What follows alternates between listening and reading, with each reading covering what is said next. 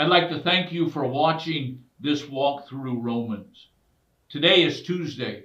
Yesterday we talked about the unsaved person. Now if you go to Romans, the 8th chapter, starting with verse number 5, going all the way through verse number 8, you see a description of two different types of people.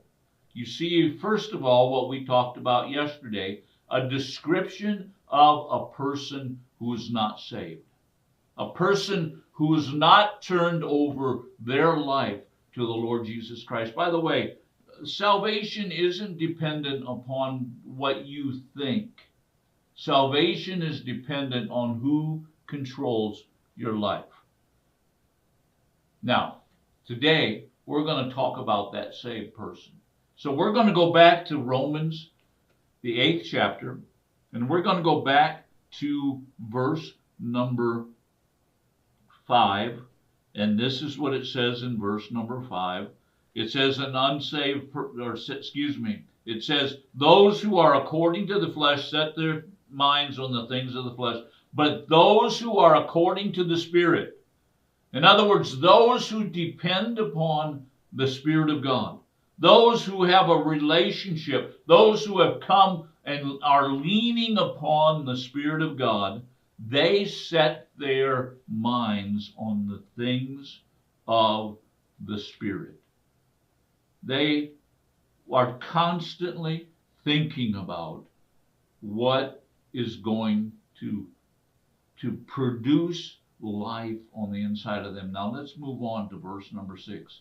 And the end of verse number 6 says this, but the mind set on the Spirit is two things.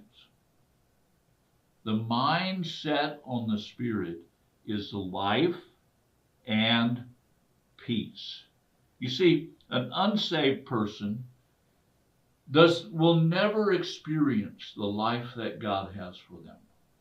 The word life here is not the Greek word bio, which would mean biological life.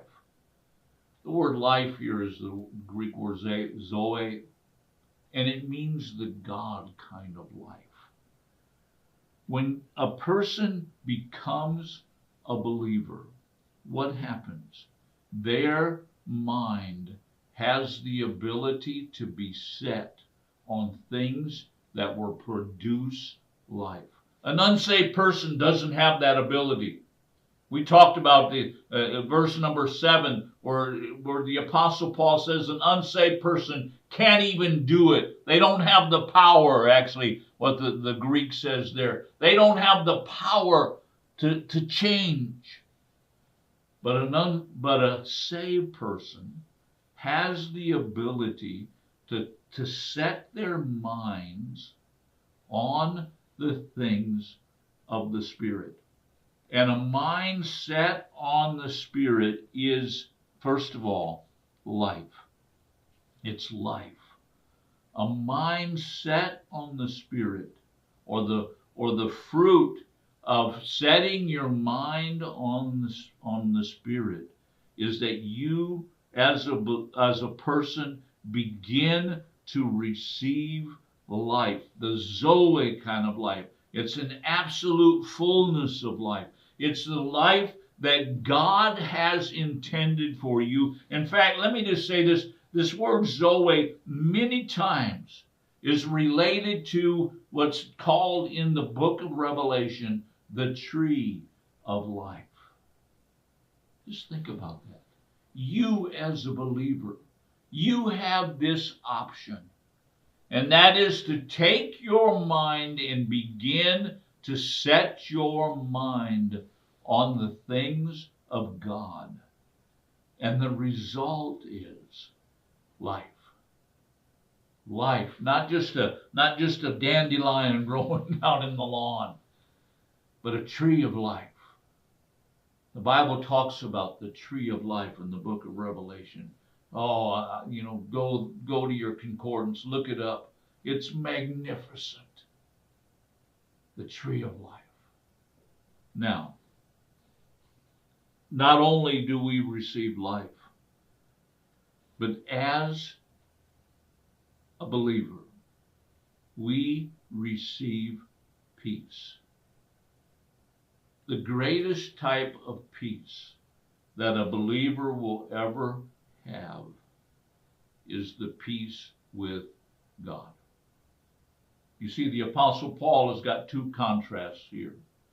The Apostle Paul says an unsaved person is an enemy of God. They're hostile towards God because their minds are always set on the carnality of sin, and they can't keep the law of God. They're constantly going in that direction. But as a believer, we have the ability to place our minds on the Spirit of God. And when we do, you know what happens? Peace comes. Peace comes. In the midst of great tribulation, in the midst of all kinds of trouble, in the midst of disease, in the midst of poverty, in the midst of all the negative things that might be happening to you, you as a believer can set your mind on the things of God, on the Spirit of God, and you can have peace. You can have peace. I've known several people that have lived in countries where they are under tremendous persecution. How can they live in countries like that? How can they continue to serve the Lord? How can they continue to preach the gospel? Well, first of all, because they realize that living for God is living the real life that God intended. But also, because they are setting their minds on the things of the Spirit, they live in peace right in the midst of tremendous persecution and trouble. Do you understand that the life of a person who has surrendered their lives over to Jesus, the life of a saved person, is in complete contrast? Instead of a life of death, we live a life in which we experience the very life of God. Instead of being separated from the life that God has for us, we live in that life. And instead of being hostile and an enemy to God, we live in a place of peace with God. And in the midst of all kinds of trouble, we can go to that peace and live in peace. I hope that you're born again today.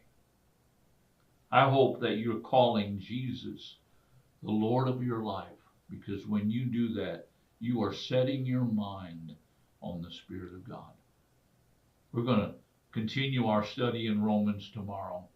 Thank you for watching today.